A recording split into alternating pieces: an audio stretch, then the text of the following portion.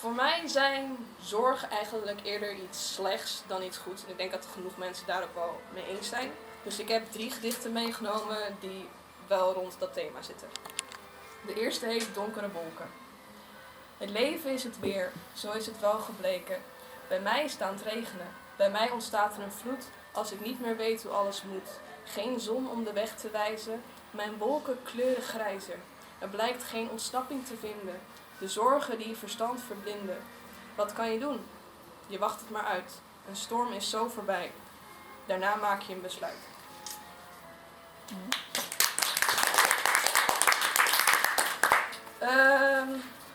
Das Macabre van Camille Saint-Saëns. Iemand er bekend mee? Ja. Top. Het hoort ook bij de Efteling, hè? Ja, precies, dankjewel.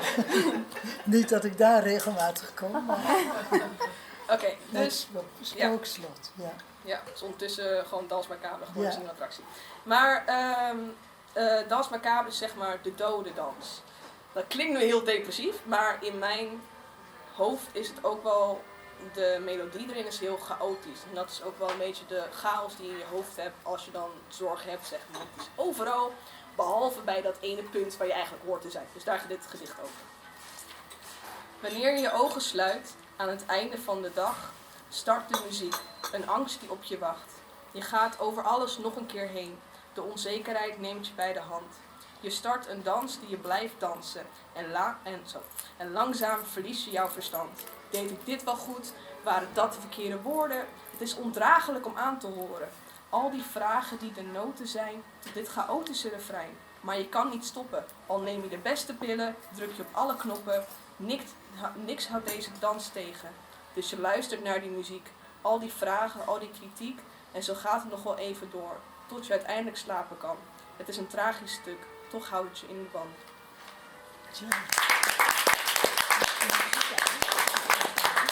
Oké, laatste. Wat je ook vaak hebt met zorg, wat ik net ook al zei, je zit heel erg in die chaos en ben je dus heel moeilijk, kan je er ook uit. Dus als ik bijvoorbeeld dan heel erg ga nadenken over die zorgen, zit ik er langzamerhand een beetje in vast. En daar gaat dit gedicht over. Soms dan ga je zitten en na een tijdje ga je staren. Dan verlaat je jouw lichaam en begin je dieper in gedachten te varen. Het water is helder, maar het is donker, dus je ziet niet veel. Boven je zijn sterren en om je heen is het stil. Het is een kalmte voor de storm. Want zodra je het roer draait, je denkt aan nare dingen, gaat je boot om. Ga je kopje onder en dan spartel je rond, je verdrinkt in het donker.